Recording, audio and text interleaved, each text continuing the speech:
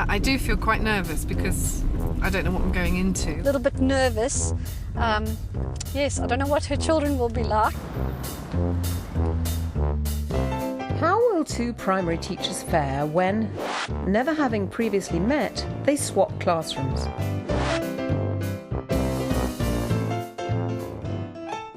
And what will they learn from the experience? In Victorian times, schools were organised very differently from nowadays. Children sat straight-backed in rows facing the front. Remember to work quickly, quietly and efficiently. And held the teacher in fear and awe. Alida Duplessis teaches reception class in a Victorian-built school in Islington, North London. Many of her pupils have English as a second language. Sue Peacock also teaches reception in a school built over 100 years ago, but it's in a leafier part of Islington. Show me the right number of fingers, Emma-Jeanne.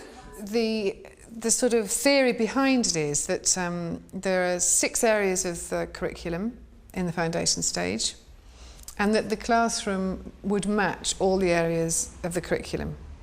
So there's make-believe. It supposedly encompasses the creative aspects of the curriculum, communication, speaking and listening, reading and writing. And over here, behind me in the workshop, that's mostly to do with designing technology and exploration of materials and using tools. And in discovery, there's all of the construction apparatus and maths, science, for knowledge and understanding of the world. And then the other area in the classroom, which is actually really important as well, even though it is a carpet, is what we would call the thinking space. So that when children are working here, that's where they think and discuss. How many sunflowers can you see? It's a mixture of guided activities with a teacher or a TA and self-chosen activities. So they choose what they want to do in the areas, but it's a bit like they have to plan what they want to do and then be able to explain and talk about what they've done and why they've done it. 2 miles down the road at Duncombe Primary in Islington, North London, Alida also bases her classroom layout on the 6 areas covered by the national curriculum. Only move down and up, okay? Basically, my classroom, I believe it needs to be quite organised because it's an environment that quite a lot of people has to live in. I've got my different areas. I've got my planning area where the teacher plans, daily planning that I have to look at. I've got my actual teaching area where I've got all my different resources and props and things which I can access quickly as I sit there and teach. Are you ready? Oh, I'm ready. All the chairs are named, all the trays are labelled with their names, and where they also put their coats on are labelled with their names. Because in early years, one of the biggest things in the beginning is for them to recognise their own name and then be able to write their own name. And on every table, I have a different activity each day to cover all the different 6 learning areas in early years. The carpet is what I call my magic carpet, basically. It's like the children come in at the beginning of the year. They've each got squares which I tape off with masking tape, and they sit in rows. Because of my space, I've had to put them together in rows like that. Point it to the class, ready, and go! The, your, and, cat, push, black, with, thin, pink, long. Oh my goodness, was that not perfect? We've got a surround sound system in our class, and it saves the teacher's voice a lot. Mr. Cody, let's see, do you know how to use this? Do you?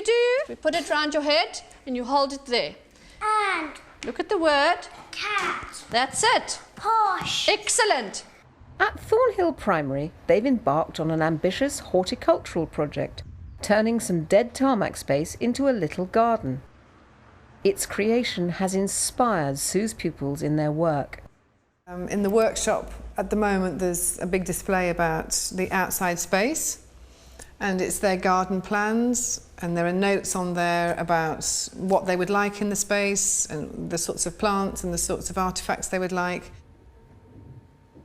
So this is the outside space for both my reception class and the reception class next door. These areas here are for growing vegetables, and so we've got lettuce and potatoes and carrots and our pride and joy, our beans here. We've got chalkboards here for the children to use chalks and water. And then this area here where the little railing is the wild garden. And this is to be used for growing a whole range of different plants, wildflowers, plants that particularly attract butterflies and ladybirds. Because I don't have so much space within my class, I'm very lucky to have a lovely warm conservatory that leads out. The conservatory's got my other areas, for example, the role play area, junk modelling area, and that leads out to an outdoor area where I have my sand, my water trays, my climbing frames, and the garden, which is lovely for the children. What are they? Baby. What are they, Cody? So they're only for the water. Displays, I think, are crucial. One, that it's a stimulating environment for the children, but also there's a mixture of displays which they use, like, for example, the sound wall at the back there, which they use in their writing, is purposeful. It's used in their play. I've got one of my biggest displays that gets changed literally every day is my big display over there with my 6 different learning areas, and that's my photo display, what we call look at what we've been doing, so that the headmaster and everybody can see what they do. It's a big motivational tool. The children love that display. They come in and they see themselves doing work, and every day they just do more and more. And that's where I actually spot their progress. I see what objectives they've achieved, and it's all there. I'm going to go out now, and then that other teacher, Alida, she's going to come in and just talk to you for a little while and do some teaching with you. So I'll see you in a bit. Right, thank you for a lovely lesson. I'll see you later. Okay. Although they've never met, Sue and Alida have bravely agreed to swap classrooms and teach each other's children.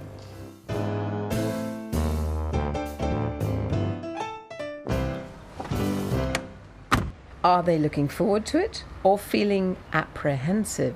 Yeah, I do feel quite nervous because I don't know what I'm going into and I don't know what the organisation is going to be like. A little bit nervous. Yes, I don't know what her children will be like and what her areas will be like, because mine are set out with loads of labels, very easy to access, and I hope hers are the same.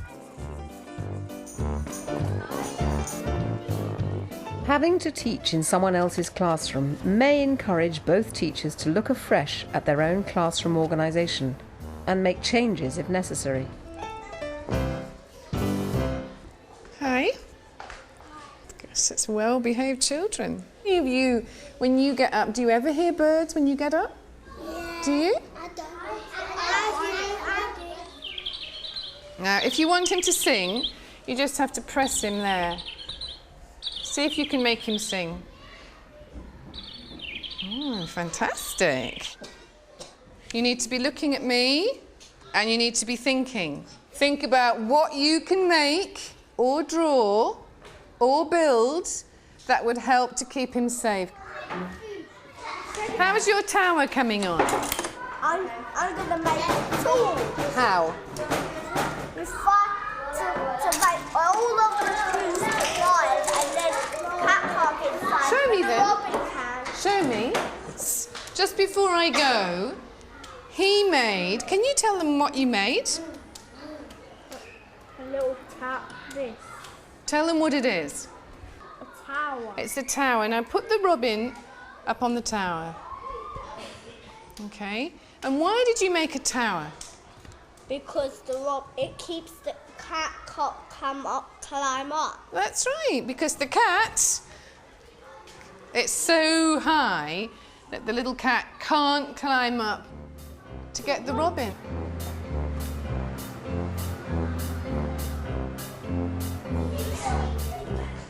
Hello, everyone.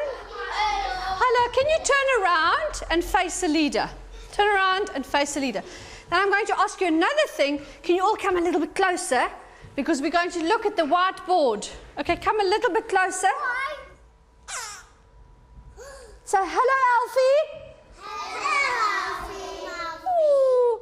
And when Alfie points at the farm animal, I want you to shout the farm animal's name. Or just say it. Can you say it nicely? Can you say it? Yeah. Who knows? What is that? Sheep. What is that? A sheep. What is this, do you think? What is this? Cow. Very good. Put it on. Come stand in the front. Okay. Next person is going to be my... come on, you were a good oink oink. Okay. Come on, ready and go. Moo. Move your head. Come on, act it out. Oink, oink, oink. Moo. You know what? My class is not going to believe this. You are really clever. Casting a fresh eye over their classroom's current configuration, our experts have a tip or two to share. My tip for a leader would actually be to learn from some of Sue's zoning techniques and the use of colour and furniture to break up the area that she has in the classroom. A leader is certainly using a lot of visual displays and it's a lively classroom. But actually, if she divided it more into different kinds of spaces that had a different atmosphere, I think her and the students would all benefit. In the picture, there's many activities that look to be set up in this classroom. Children who are involved in these activity corners are very rarely working with the teacher in that activity corner. They tend to be working in their own groups. Do those groups have the communication skills? Do they have the support skills in order to carry on that activity? One tip for teachers that you can take from this is to ensure that you work with communication skills with your children such that they can talk to each other, they support each other, they're not threatening to each other, and that when they run into a problem, they don't necessarily run to the teacher.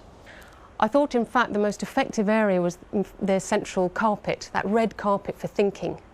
And my tip for Sue would be to reinforce that by adding a curtain that she could hang from the ceiling that goes behind her to take away the distraction from the zones behind it. It could also then double up as a prop maybe for the make-believe area or one of the other zones.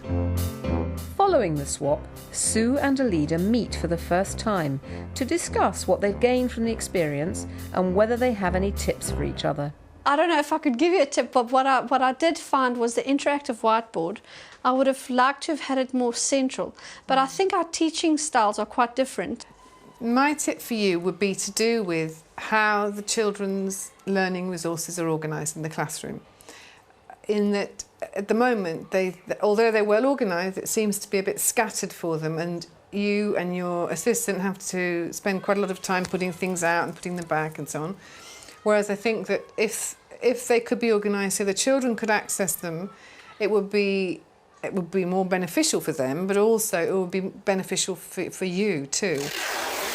The other thing was I'm used to my squares on my carpet, you know, with my children being quite organised. And I found that I lost some children while I taught because I don't have them like that. So, but perhaps mine are a bit too rigid because we've got total different classes, total different children. 2 weeks have passed. It's time to visit our teachers and see whether they've put any of the tips into practice. A leader talked to me about the place of the whiteboard. I can't move it. I mean, that's where it is and that's where it's been set up. But actually, because I don't teach from the centre, if you see what I mean, all of the time, the whiteboard is part of an area. So it's used as a group resource as well as a central teaching resource. I think Gillian's comment about the different zones is excellent. I basically, straight after the whole event, we basically started a colour system. Green bands for outside, blue bands for the conservatory, which is the busy bee area, and no bands in class. So the children are now colour-coded for the different areas. That's definitely a good thing.